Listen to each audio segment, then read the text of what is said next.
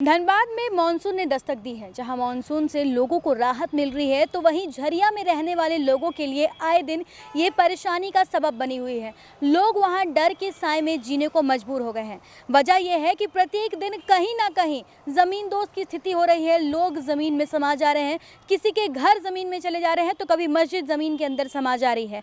और इस मामले को लेकर झरिया में रहने वाले तमाम लोगों के अंदर डर और भय की स्थिति है।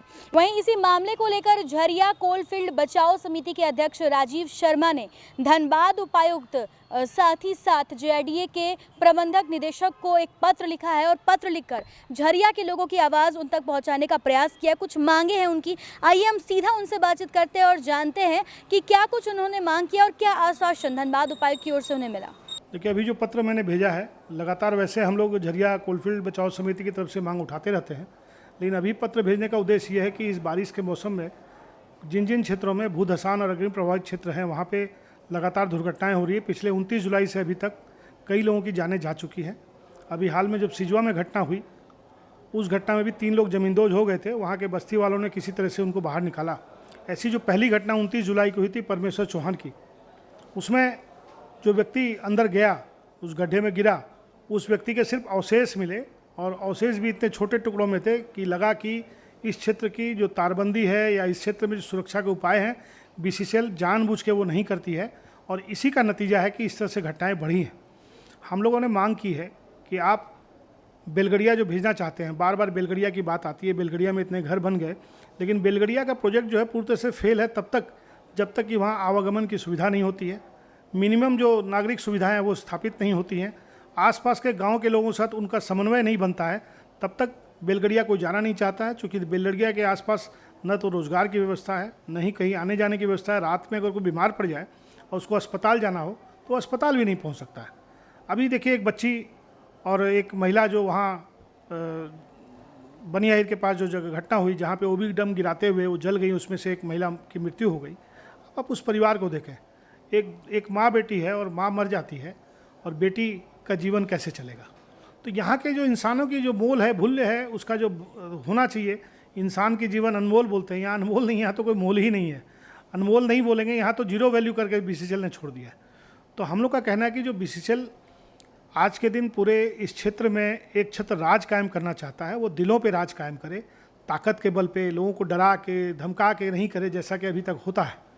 हम लोगों का सिंगल लाइन एजेंडा यही है कि बीसीसीएल के जो अग्नि प्रभावित क्षेत्र हैं, उन क्षेत्रों में जो प्रभावित परिवार रहते हैं उनको तत्काल वहाँ से पुनर्वासित किया जाए, राहत शिविरों में उनको भेजा जाए, राहत शिविरों में भेज करके उनको प्रति माह 5,000 रुपये का जीवन यापन भत्ता दिया जाए, तब तक जब तक कि आसपास के क्षेत्रों में जो एरिया जो माइंस इनकी बंद हो गई, क्लोजर माइंस है, उन माइंस को समतलीकरण करके वहाँ पे तब तक उनको नहीं बसाया जाए, तब तक सुरक्षित क्षेत्रों में तत्काल बसाया जाए। इसमें देरी का कोई काम नहीं है और ये जो देरी की जाती है ये भय का माहौल पैदा करने के लिए की जाती है। तो हम लोग का स्पष्ट मानना है कि इस पर जिला प्रशासन और साथ साथ जो हमारे माननीय उपायुक्त है, जो जेआरडीए के प्रबंध निदेशक भी हैं, हम लोग उनसे हम लोगों ने आग्रह किया है कि ये स्थिति, हम उस राज्य में रहते हैं, उस राज्य के नागरिकों की ये स्थिति हो गई है और बीसीसीएल अपने तरीक़ों से उस क्षेत्र को खाली कराना चाहता है, लेकिन खाली कराने के तो एक उचित पुनर्वास नीति आनी चाहिए। अभी जो पुनर्वास नीति आई है वो भी कंप्लीट नहीं है, लेकिन उसके बारे में भी चर्चा अभी नहीं हो रही है। न लोगों को विस्थापन की बात हो रही है, न रैयतों को कैसे जगह मिलेगी, रैयतों को पैसा कैसे मिलेगा, रैयतों को रहने के उपाय क्या होंगे, उनकी नागरिक सुविधाएं क्या होंगी, या जो गैर रैयत हैं, यहाँ भाड़ेदार एक बहुत बड़ी समस्या है पूरे झरिया शहर में, उनका क्या होगा, उस क्षेत्र के रहने वाले बासिंदों का क्या किया जाएगा। इस पूरे स्थिति पर बीसीसीएल खुल के बोलने को तैयार नहीं।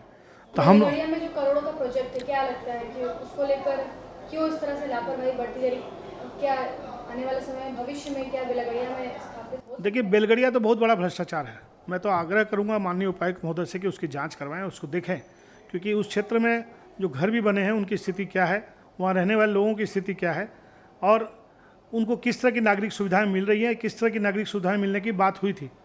तो ये बहुत दुर्भाग्यपूर्ण है कि ऐसे क्षेत्र में जहाँ एक बड़े शहर बसाने की बात होती है, उस क्षेत्र में जहाँ बात होती है कि 10 लाख की एक आबादी विस्थापन का दंश झेल रही है, अग्नि प्रभावित क्षेत्रों में जीवन यापन कर रही है, पूरी तरह से प्रदूषण के दायरे में है, उससे स्वास्थ्य को गंभीर खतरा हो रहा है, लोगों की जानें जा रही हैं, वहाँ पे हमें मानवीय मूल्यों को ध्यान में रखते हुए ये जो मानवाधिकार का हनन हो रहा है पूरे बीसीसीएल के क्षेत्र में, उसको माननीय उपायुक्त महोदय को रोकना चाहिए और इसके साथ एक उच्च स्तरीय बैठक करके इसका निदान करना चाहिए। भैया, ये बीसीसीएल द्वारा भी बहुत सारे आवास बनाए गए जो अब तक खाली है। देखिए, बीसीसीएल की कोई नीति समझ में नहीं आता है। बीसीसीएल चाहता क्या है? बीसीसीएल ये भी नहीं चाहता कि सारे लोग यहाँ से उठ के चले जाएं। बीसीसीएल ये भी नहीं चाहता कि सारे लोग यहाँ रह जाएं। आखिर बीसीसीएल चाहता क्या है, ये तो पहले बाहर आए। बीसीसीएल कुछ क्षेत्रों में खाली कराना चाहता है जहाँ पे उसको प्रोजेक्ट लगाना है, लेकिन उन क्षेत्रों में खाली नहीं कराना चाहता है जहाँ बहुत ज़्यादा अग्नि लगी हुई है, आग लगी हुई है, धरती फटी हुई है, लोग उसमें समाते जा रहे हैं, काल कलवित होते जा रहे हैं, जान जाती जा रही है। उन क्षेत्रों में हटाने की बात नहीं की। जैसे रजवार बस्ती में हम लोग देखते हैं, वहाँ की एक बड़ी आबादी रहती है, करीब 25-30-40 परिवार वहाँ पे हैं। उन 40 परिवारों को न तो उनको रैयत के तौर पे छोड़ा, न उनको गैर रैयत के तौर पे छोड़ा, और स्थिति इतनी बुरी है कि वहाँ पे घर लगातार धंसते जा रहे हैं। मैं अभी हाल में एक घर में गया था, उनका घर 3.5 फुट नीचे तो धंस चुका है। कई घरों में दरारें आ चुकी हैं। जो सरकार के द्वारा दिए गए टॉयलेट्स थे बनाने के लिए, जो टॉयलेट दिए गए थे, वो भी टूट चुके हैं, उलट चुके हैं। तो ऐसी स्थिति में लोग रह रहे हैं और वो लोग कहते हैं कि हम लोग यहाँ जाना चाहते हैं। आप जहाँ भेजना चाहें हमको भेजिए, लेकिन भेजिए तो सही। इसी तरह से हम लोग लोधना गए, वहाँ के लोगों ने भी यही बात कही कि हम लोग जाना चाहते हैं। भौरा गए, भौरा के लोगों ने कहा कि हम लोग जाना चाहते हैं, हम लोग कहीं सुरक्षित जगह पर बसाया जाए। तो पता नहीं, एक तरफ कहते हैं कि इतने आवास बन चुके हैं, तो आवास बने किसके लिए हैं? बीसीसीएल ने जो अपने लिए आवास बनाया अपने कर्मचारियों के लिए, वो आवास का उपयोग क्या हो रहा है? ऐसा किया जाए कि ये पूरी व्यवस्था को समझने के लिए बीसीसीएल जेआरडीए के साथ मिलकर काम करे। दूसरी एक बड़ी गंभीर विषय है जो आपके समक्ष में अभी रख रहा हूँ, इस पर मैं माननीय उपायुक्त महोदय से भी मैं इस पर पत्र भेजूँगा कि जेआरडीए में कितने बीसीसीएल के कर्मचारी काम करते हैं। जेआरडीए का जो वर्क फोर्स स्ट्रेंथ है वो किसका है? वो बीसीसीएल का है। देखिए, यहाँ स्थिति ये हो गई कि बीसीसीएल ही यहाँ पे जेआरडीए में बैठा हुआ है। बीसीसीएल ही जो है यहाँ पे स्टेट अफसर अपॉइंट करके सबका केस ले लेता है और उस पर केस ले करके सबको वन साइडेड एक्स पार्टी कर दे रहा है।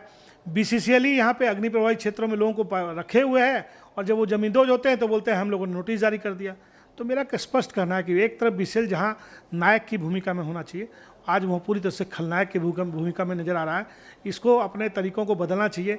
धनबाद में बीसीसीएल एक ठो विकास का काम करके नहीं किया जाता और पटना का चौक सजाता है। हमने तो आज तक समझ में नहीं आया कि धनबाद में श्रमिक चौक की जो बदहाली है वो किसी से छुपी हुई नहीं है।